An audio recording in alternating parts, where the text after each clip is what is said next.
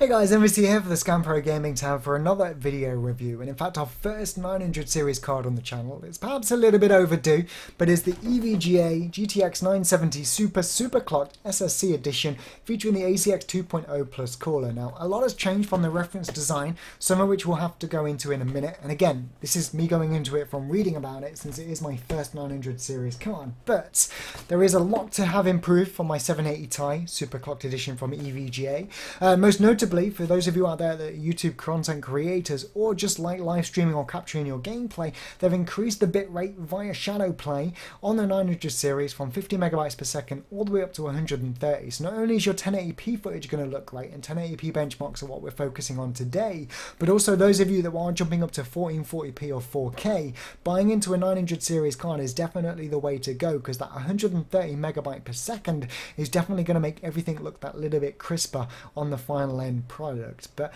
for me, I'm very much looking forward to just seeing how it stacks up against my 780 Ti. I'm told it's neck and neck, and I'm very much surprised at that, given you need 100 watt less power supply to actually run this thing, and on top of that it's just newer technology. You would expect it to eat more power, but yeah, I'm excited to get this underway. We're going to look at things like Evolve, Grand Theft Auto, Tomb Raider, Crysis 3, Grid, Autosport, and probably a number of other games, maybe a Metro game in there as well. And yeah, I hope you appreciate the video. We'll also do a bit of overclocking, and any questions or comments throughout, leave them below and I'll get back to you later on. But thanks for EVGA for sending out this card again for me to check out. First one in about a year or so. Hopefully I'm not too rusty and this comes across okay. But enjoy the video and I'll catch you at the end for final thoughts. So, deep breath. The EVGA NVIDIA GeForce GTX 970 SSC, i.e. Superclocked ACX2.0 Plus GPU is a dual slot graphics card with an advertised base clock speed of 1190 MHz through NVIDIA GPU Boost 2.0 that will go higher to 1342. We got 4GB of GDDR5 video memory, a 3.5 and a 0.5 gig section, again something we'll go into later on. This memory will be running at 7010 megahertz. Now, in terms of inputs for today's higher resolutions and refresh rates, you've got DVI-I and 3 display ports, and there's also HDMI if you still need access to that. But the graphics card will support up to 4 monitors and a maximum digital resolution of 4096 by 2160, i.e. 4K. Now, in terms of requirements, you're going to need a minimum of a 500 watt power supply, which is surprising in itself because the previous 770 graphics card from EVGA, the last startup graphics card, required 600, but also a 6 and 8 pin PCIe power connector. So in addition to the increased base boost and memory clock speeds, this card also has an increased 33% power target from the reference design, meaning you're going to be able to manually overclock it further, and on top of that, GPU Boost 2.0 is going to have a little bit more headroom to play with itself. Now, internally, some of the biggest improvements include the memory and MOSFET cooling plate, allowing those temperatures to be brought down a little bit more, again aiding with cooling and overclocking it further yourself. And on top of that, we have the copper heat pipes, 3 of them that span the entire length of the card, helping to dissipate the heat. And again, all of this culminates into the fact that the fans are therefore going to be able to spin slower and therefore quieter, not disrupting your gameplay, particularly if you use open headphones like me. This is all going to come into play. But with this card anyway, the fans by default do not spin up until the card goes over 60 degrees unless you activate the secondary bias by flicking the switch, in which case you'll get an alternate fan curve, and thus the fans will be spinning at all times for best performance. But with that said, let's go and have a look at the system I'm putting this in for game benchmarks. So before jumping into gaming benchmarks, let's first have a look at the test setup that we are benchmarking with here today. So we've got an Intel i7 3770K at 4.5 GHz running in an Asus Z77 Sabertooth motherboard. We've got 16GB of Kingston HyperX Genesis memory at 1600 MHz, and what we have changed since our previous reviews is we've upgraded Windows to Windows 8.1 64-bit Professional running on an 850 Pro 256GB SSD from Samsung. Now our power supply is the Corsair AX850. But finally, we're running the latest drivers from NVIDIA compatible with Grand Theft Auto 5 350.12. Anyway, let's go ahead and just jump straight into game benchmarks. So we're going to be recording all benchmarks at 1080p. I truly believe that's the current standard for gaming, particularly as a competitive gamer as well in general. You're likely to own a 1080p display, and for those that follow my older reviews, you'll know that I take select parts of games, ideally the in-game benchmark where available, but if not, a select part of the single player, and I record the entire benchmark with fraps afterwards. So if you guys at home want to recreate the same test yourself, compare your system against mine, see if it's worth the upgrade for you, you're going to be able to do so. But we essentially started fraps at the beginning, ended the fraps benchmark at the end by hitting F11, and then took the minimum, maximum and average FPS values. Now, we recorded each benchmark 3 times, so the minimum is the lowest of the 3, the maximum is the highest of the 3, and the average is an average value to 3 decimal places of the 3. And the little blue number below it is going to be the GTX 970 Ti Superclocked, the usual graphics card that I use in my system. Now, we do have some older reviews on the channel that have this same section of Crysis 3, so you will be able to go back and check it out. But in general, a lot of those cards went back to EVGA, so with that in mind, these are almost fresh benchmarks. It took twice the effort to get everything done, 6 benchmarks in each game of each setting, and then overclocking it as well was 3 times each. Hope you appreciate it, but Crysis 3 here, the single player, had a minimum of 61, a maximum of 108, and an average of 75.707. Now in this game it is falling quite far behind the 780 Ti, about 10 FPS on average, but we have got absolutely everything maxed out, and we stay above that all-important 60 FPS minimum that we'd like to be above. And obviously for those of you that high refresh rate gaming monitors, something we'll jump into a little bit later when we get into our Evolve benchmark, you're going to be wanting to stay closer to 120 to 144 FPS. But obviously with single player games, particularly ones as beautiful as Crysis, you want to max everything out, and it's going to be a joy to do. Even though it's an old game, Crysis is still very demanding on the 970 Superclocked. But if you want to skip to the next benchmark, click the bottom right button, otherwise just keep watching until the next one.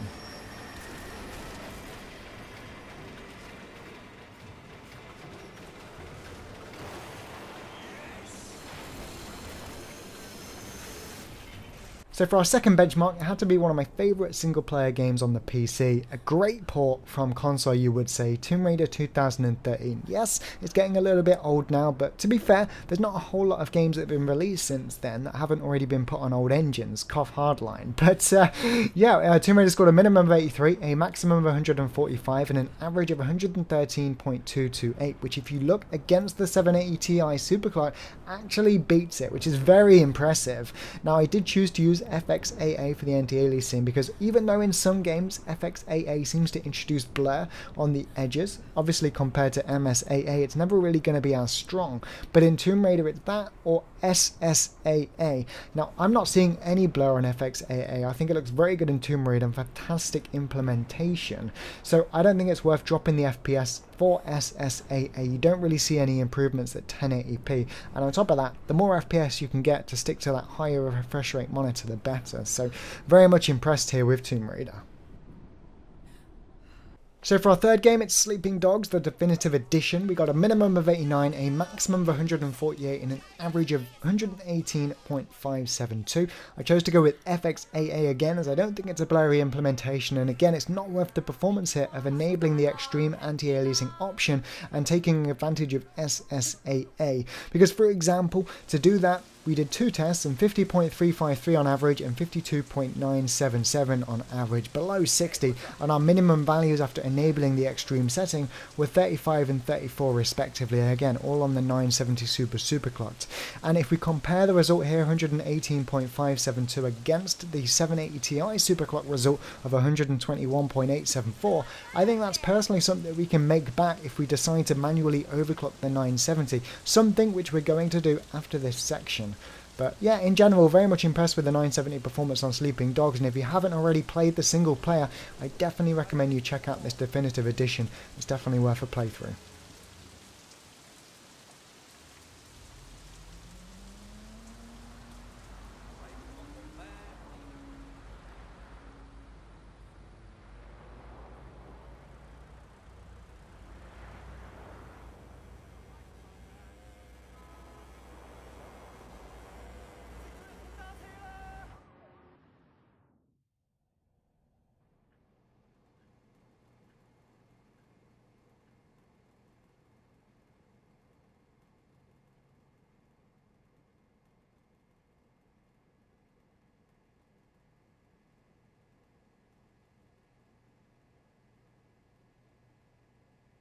So our next game is going to be Metro Last Light, the Redux edition, and if you've never played through the Metro series 2033 and Last Light, I definitely recommend you give it a go. It's one of my favourite single-player first-person experiences on the PC, very immersive, the story's gripping, and if you do decide to give it a go, I'd actually say don't play the Redux edition. I find the originals to be much darker and much more immersive than the Redux, which seems to improve and, let's say, lighten up pretty much every area to the point of just seeing too much. But with that said, the 970 Superclock scored a minimum of 69, a maximum of 111, and an average of 92.812. Again, very close to the 780 Ti, but we chose yet again to disable SSAA because that minimum mark, while still above 60 in a first-person shooter, and again, this is just one segment of the game, I want to be as high above it as possible, and maybe even close to 120. This is definitely one of those games I'd love to play in SLI, or maybe check out the results of a Titan X, because it is just a fantastic experience playing through, like I said. But yeah, again, keep watching. I'll skip to the next benchmark.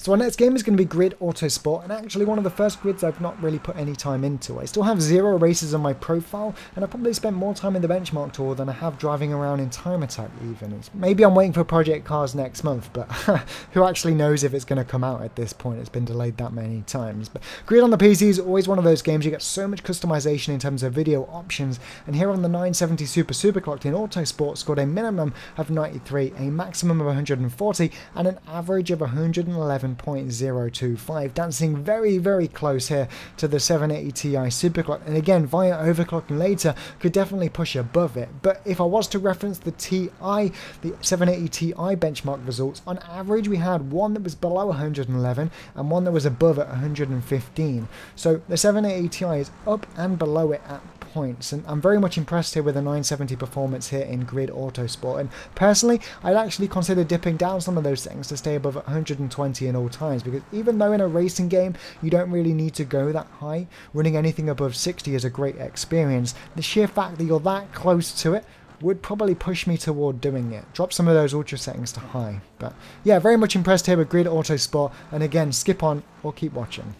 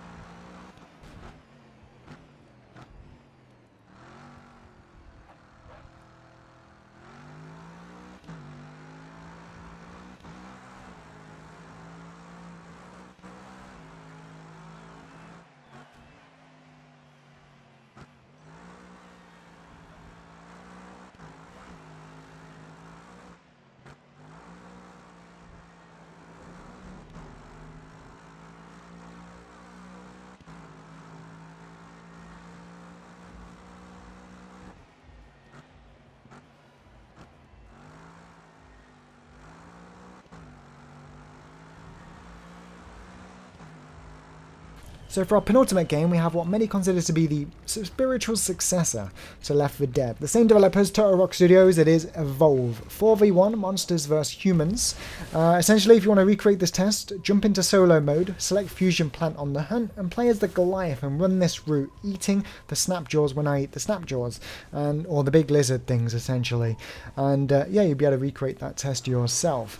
But with that in mind, we scored a minimum of 63, a maximum of 106, and an average of 86.530. That's with, again, absolutely everything maxed out and choosing to use 1TX SMAA. I don't feel like you need to go any higher, and I'm not seeing any jaggies on the edges. But actually, when I played competitively in the ESL tournaments, I actually used my 780 Ti superclocked and turned everything down to low to get the most amount of FPS possible, which you will keep you around that 120 FPS mark. It's particularly good if you've got a high refresh rate monitor. But in general, we're above 60 at minimum and very close to the 780 Ti superclock, and again, could probably catch that with a manual overclock. But likewise with the 780 Ti superclock, we could also push that a little bit further too. But in general, great experience here with the 970 superclock playing Evolve Online.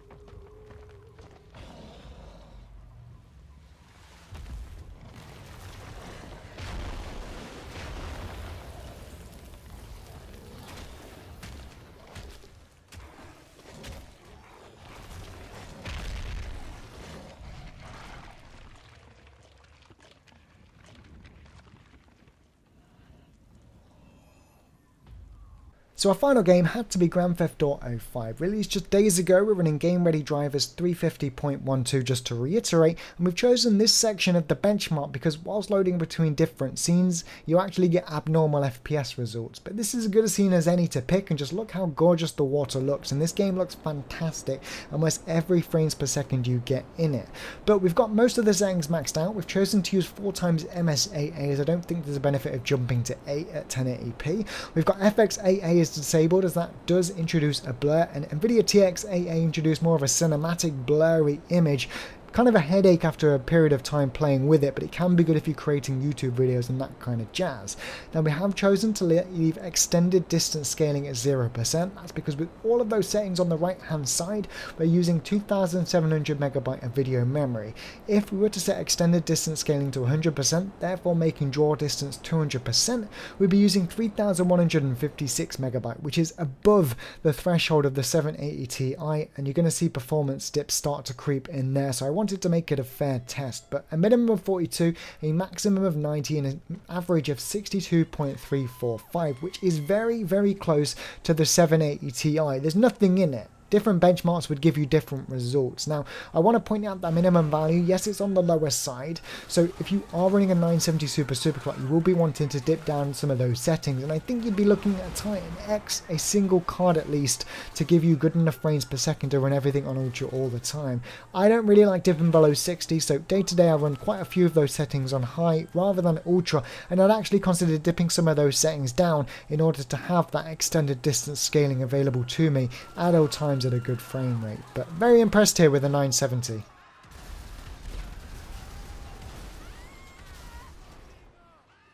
So with the since improved ACX 2.0 Plus cooler pre-installed onto this 970 superclocked, I wanted to try and overclock it further than its already pre-overclocked state.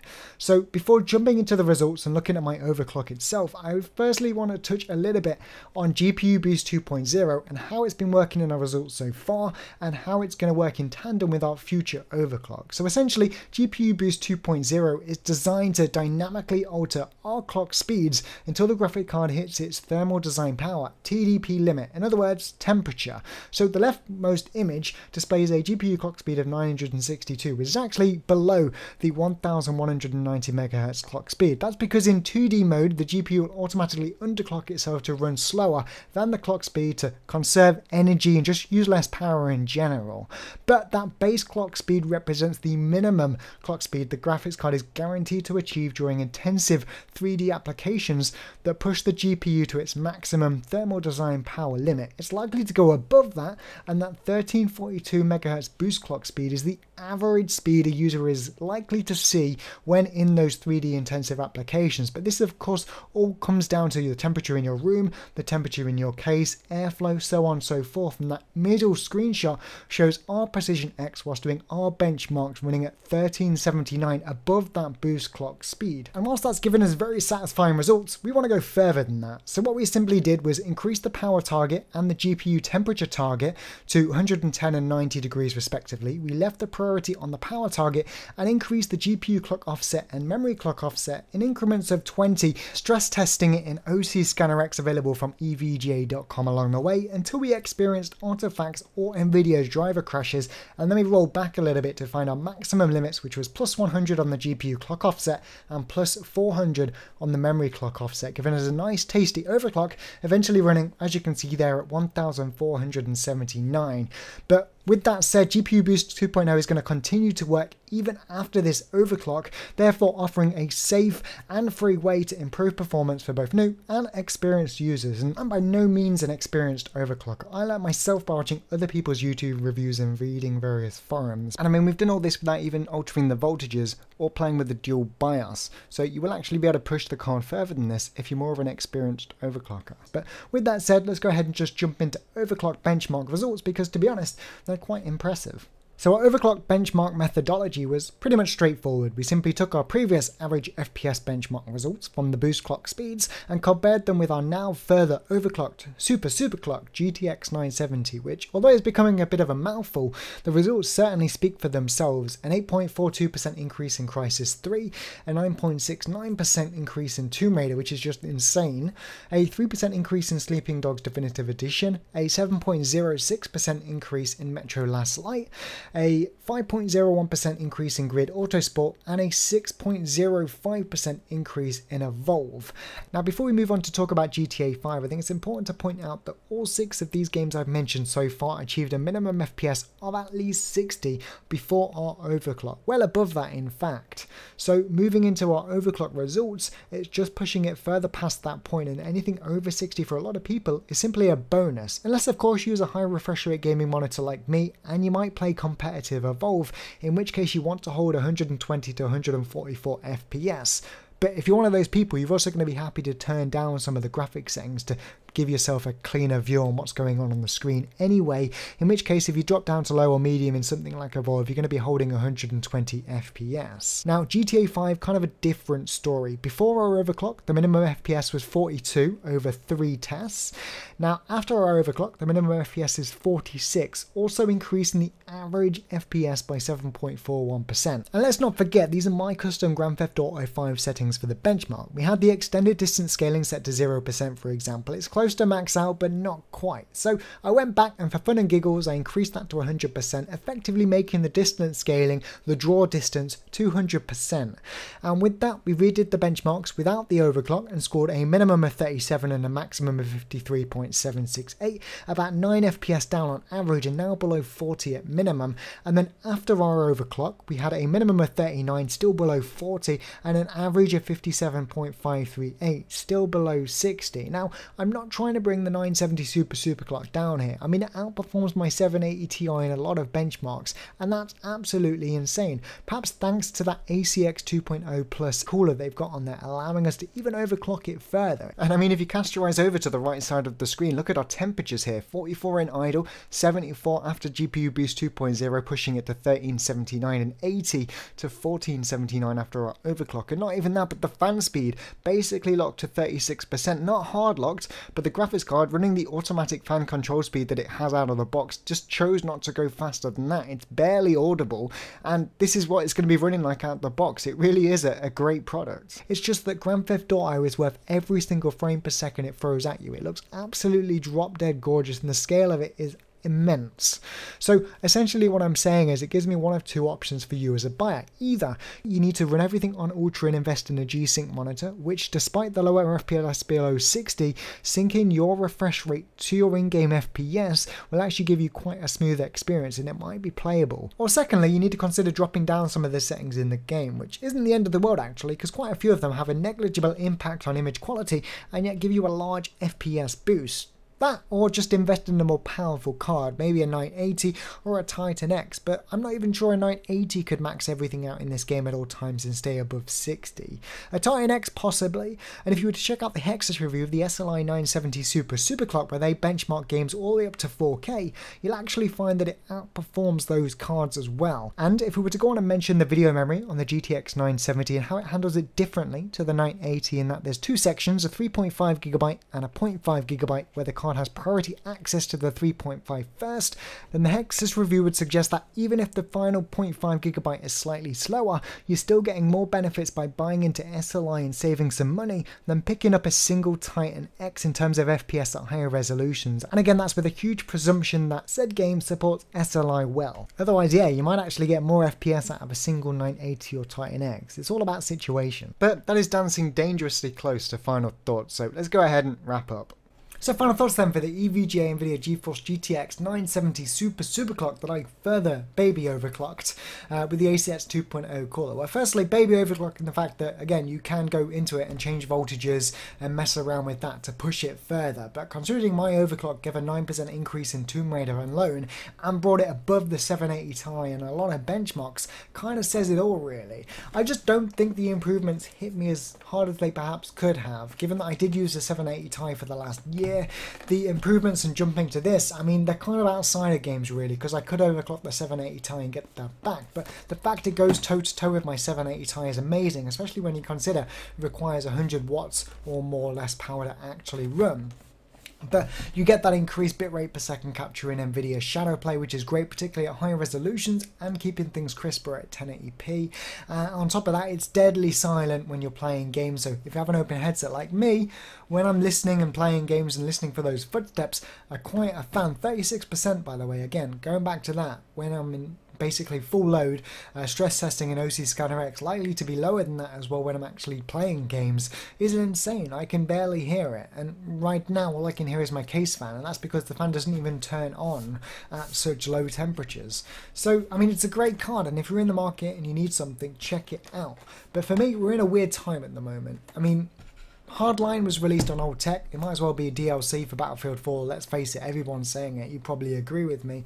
And a lot of the other games are released on older engines. I mean, maybe the Unreal Tournament, the new one, but I can hold 120 easily at 1080p on some of the textures maps on that. So I'm kind of looking toward the end of the year, the new Star Wars Battlefront 3, the new Call of Duty Black Ops 3, what they've actually done with that engine, because Advanced Warfare was a bit of a step up, and then you've got other games like Overwatch to come. So if you're prepared to wait a little bit, it might be advisable to do that. But if you need to buy now, a 970 is definitely a good shout. I think, like I said, 980 you still have to drop things on Grand Theft Auto, so I think a 970 represents really good value for money at the moment, and particularly the Superclocked edition, definitely. So it gives you less things to worry about in your purchase in terms of noise and stuff. So yeah, very impressed with the card, no complaints whatsoever. Just, I guess, send me a 980, maybe a Titan X, that'd be cool, but you know, I'm not going to push my luck. So yeah, I've been MVC here from the Scan Pro Gaming tab. There's a couple of promotions going on at the Scan at the moment. If you do buy from Scan Computers, you will get a free backplate with the 970 Superclocked, something that perhaps should have been shipped with it by default, but you will get it free if you buy from Scan. And on top of that, if you go through the 3XS checkout system and some of the pre-builts, you can actually get built in with a LED strip. So yeah, go check that out as well. But I've been MVC here for Scan Computers. All the links and information will be in the description, and I'll catch you next time here on the Scan Pro Gaming tab. Take care.